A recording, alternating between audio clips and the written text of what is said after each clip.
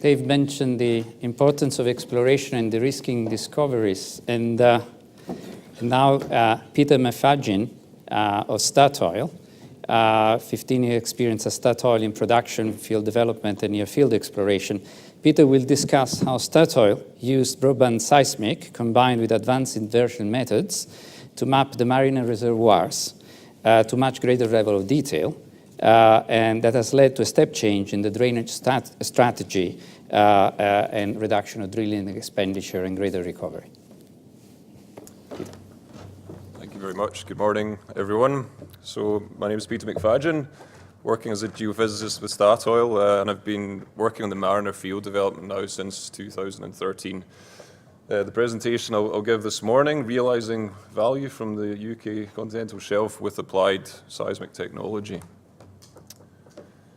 So I will commence with an introduction to some of the key subsurface challenges that we have at Mariner, and then move on to discuss the seismic technology which we've employed with a view to addressing some of these challenges and the interrogative data methods that we've used. And I'll wrap up by looking at what impact has the seismic data actually had on the drainage strategy of this field. So Mariner, for those of you who aren't familiar, it's highlighted in yellow here, the field. It sits to the southeast of the Shetland Isles. It's on the distal edge, if you like, of the East Shetland platform, which is annotated in the slightly darker blue colour on this slide. It's really on the kind of footwall high before you plunge into the Graben proper. And yeah, you can get your bearings from Stavanger on the west coast of Norway on the very far right side of this figure here. This is actually a published section. It's running perpendicular through the East Shetland platform itself, and I'm using it to kind of just briefly run you through the stratigraphy. If you start at the deeper levels, the red here is representative of Devonian or older sediments, which form the core, or really the basement, as we refer to the East Shetland platform. Unconformably overlaying on that, we have the first of our two reservoirs which make up the Mariner field development, which is the Moraine Formation basal tertiary Paleocene turbiditic sandstone lobes. Immediately above the Moraine Formation, you see in dark green here the Lista Formation shale package. Again, it's Paleocene, and encaptured within that, we have the Heimdall member sandstones, and they form the second of our two key reservoirs at Mariner. Above that, we have a pretty sand-rich overburden, which is typical of the area, and another important point to make here is that we're shallow, between 1 and 1.5 kilometers beneath sea level here. This presentation will focus on the Heimdall reservoir, so I've annotated in the figure on the top right some properties which are important here, both in terms of the reservoir and the fluids. It's first class. The reservoir properties are first class. I mean, we're talking about porosities of 30%, 10 Darcy permeabilities, so that's fantastic. But obviously, it's relatively heavy oil in the grand scheme of things. I'm now jumping to a picture from California. This is from the Penuche sandstone injectite complex, which some of you may be familiar with. The reason I'm showing this is because we believe that this outcrop has many analogous features to the distribution of the Heimdall sandstone members at Mariner, and you can kind of get your eye on the lighter kind of colors are sandstones, and you can see a lot of these kind of perpendicular geometries. The darker kind of brown background color represents weathered shale in outcrop. So I think, irrespective of your background, it's very easy to think of a myriad of challenges that you will encounter when faced with producing a field which has this type of geology within it. So in light of the challenges that we were aware of, Statoil made the decision back in 2012 to acquire broadband data, specifically Isometrics data with Western GECO. And there are acquisition and processing elements which go into this, obviously being a broadband data set. On the acquisition side, multi-component streamers with accelerometers, so you're measuring incoming pressure, of course, but also the direction with which that pressure is arriving. And what that in turn allows you to do, or helps you to do, is strip out the upgoing information from the downgoing information, get rid of what you don't want, and the de-ghosting, to use the processing jargon there, and also, importantly, to try to reconstruct the wave field between your towed streamers. So the idea then being that you ultimately come down to an extremely fine sampling. So in our case, 6 1/4 by 6 1/4 meter is the trace sampling in the final data set. So very high resolution spatially. Streamers are towed considerably deeper than in a conventional survey, so 18 meters beneath sea level in our case. And that has obvious benefits for the preservation of low frequencies, less noise of all types, reduced wavelet side lobes, so everything is helping you towards cleaner interpretation and inversion products. That's the idea big part of the idea behind doing this. I'll jump now into an exercise where I look at a wavelet extraction. It's in the core area of the Mariner field, and it's looking at different seismic data types, of which we have several over Mariner. It's using the far offset angle stacks, which is important, and I'll return to the reason for that in a second. But I'm starting now with a wavelet extraction from an old streamer data set. It's the first 3D at Mariner from 1995. Subsequent to that, we went ahead in 2008, and a shallow tow streamer survey was acquired. In this instance, the cables were towed shallower than they conventionally are, 5 meters beneath the sea level. And the idea was to look at if you could crank up the resolution of the data set by doing this. So that's what you're seeing in red. And as you would expect, it's got more of the high-end frequency content than the previous data set. Moving on from there, an ocean bottom seismic data set was acquired over a portion of the Mariner field. And here you see the kind of classic signature with the good dominant low frequency end of the spectrum, and obviously less up here, as you would anticipate. And then last but not least, in 2012, in the pink, we acquired the Isometrics data set. And for the purposes of my presentation this morning, a couple of things I'd like to highlight. The low-end equivalent content, frequency content to the OBS data, which is crucial to the benefits of the broadband data. And then a nice broad plateau up to at least 40 hertz in this instance. Remember, this is the far offset stack that I'm using here. So that's a brief look at the bandwidth of the data compared to other data types. Before I show you the seismic data itself, it's obviously fundamental to discuss in relation to the Heimdall reservoir. Is there any interpretation strategy as indicated by the logs which is going to allow us to predictably interpret these reservoirs? Excuse me. So we had 18 well penetrations in the ground, E&A wells, prior to the Isometrics acquisition itself. And just from scanning through these wells, the most obvious motif which we could identify was the VPVS ratio, or the ratio of compressional to shear velocity, if you're not familiar with the abbreviation. And that was quite distinctive for these. The acoustic impedance profile, AI here, is often extremely flat. And that's one of the reasons why historically you might have heard people talk about this as an invisible reservoir, difficult to image, and so on and so forth. But we certainly had confidence that by going to the far angles, we should expect to see on the reflectivity clear indications of these Heimdall sandstones given sufficient data quality.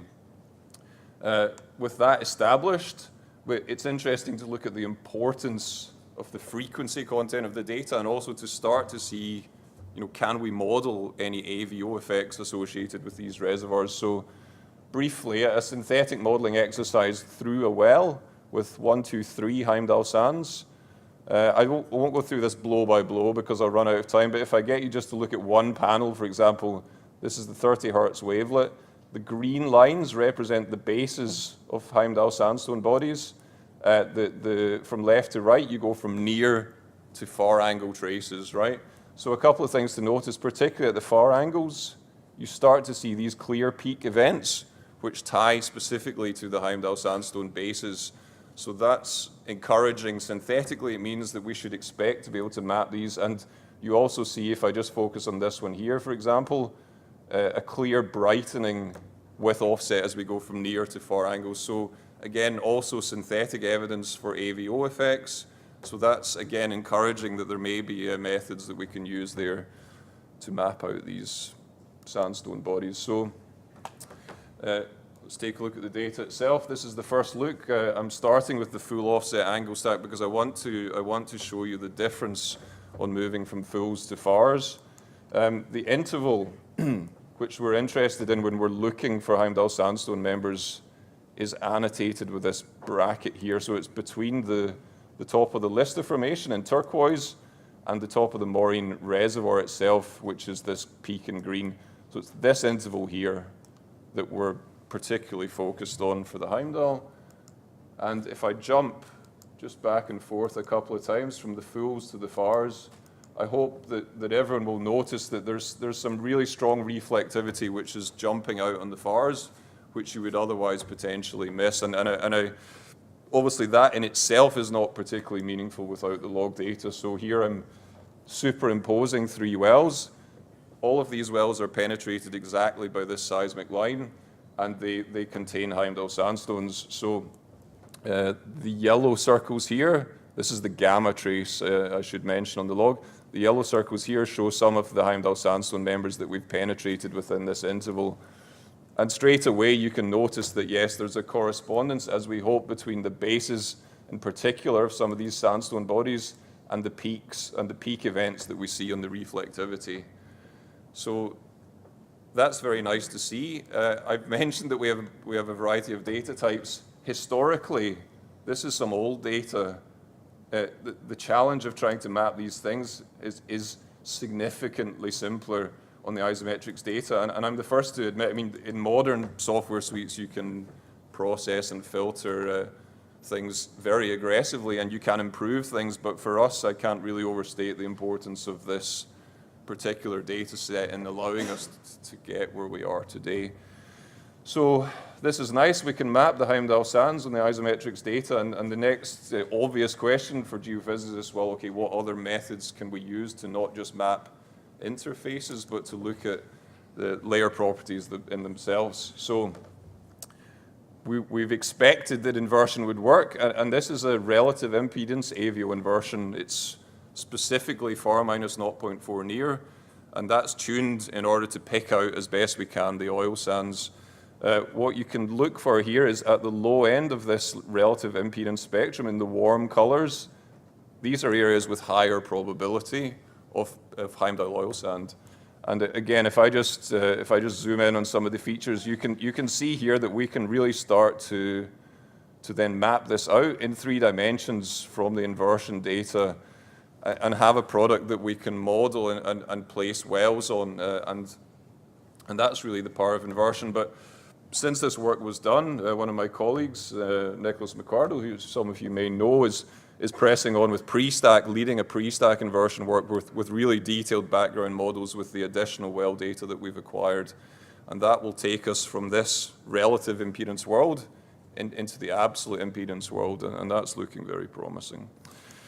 So everything I've shown you thus far has been historical wells and their correlation with new seismic data. So what I'd like to show you now is a result from a drilling campaign that Statoil have been running throughout the first half of 2017. One of the targets we had is annotated in yellow here. It's a clear and strong anomaly on the AVO inversion data, which is what you're seeing in the background. Not only that, but immediately above it, you'll see this local high in the top of the Lister Formation, which we refer to conceptually as one of these potential jack-up features. So we're very interested to drill this, and as you can imagine, it's a technology forum, and I'm showing a case study that has an outcome whereby we drilled 2 thick oil-filled Heimdall sandstones as a consequence of using this AVO inversion data to predict the distribution of these reservoirs. So within the depth uncertainty of the prognosis, this was essentially what we expected. We got a couple of thinner sands beneath the prognosed oil-water contact. So it allowed us to validate that these applied avio inversion methods together with this broadband data were really helping to guide us very strongly towards the attractive targets. So what that's meant, just to bring this back to reservoir engineering and drainage strategy, that we have sufficient confidence now that we're moving from the pattern-based drilling, a grid of stochastically distributed Heimdall sandstone members, to something altogether infinitely better, the targeted drilling of explicitly mapped and modeled Heimdall sandstone reservoirs. So that's a fundamental shift, as you can anticipate. And that leads me to wrap up. So I hope I've been able to demonstrate that by combining this broadband seismic technology with applied avio inversion methods, it's allowed us to image, to map, and really to model these things to a level of detail which previously was not attainable, and it's allowed us to have this fundamental change in the drainage strategy.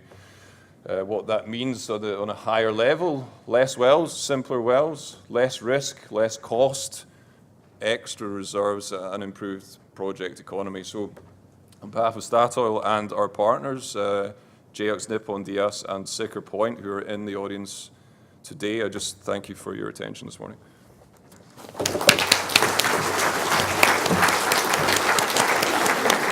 Thank you, Peter. There's time for one question if we want to ask. Any question? I will ask one then, please. if I may. Please. Mariner is a large field, so therefore you could benefit from a large number of penetrations into the reservoirs, and the correlations and all the analysis was fantastic in achieving your goals. How portable this is to smaller, more marginal fields that we might have to develop in the North Sea going forward? I think as long as you're dealing with the kind of geological complexity that we are, and you have potentially subtle fluid effects, I think everything at this is applicable, on a variety of scales. I certainly see nothing that we've done that wouldn't help you to develop, for example, a smaller injectite discovery, or indeed, the applications to heavy oil. Yeah, really are endless, I guess. I think it's very applicable. Thank you. Thank you for sharing My pleasure. those lessons learned. Thank you.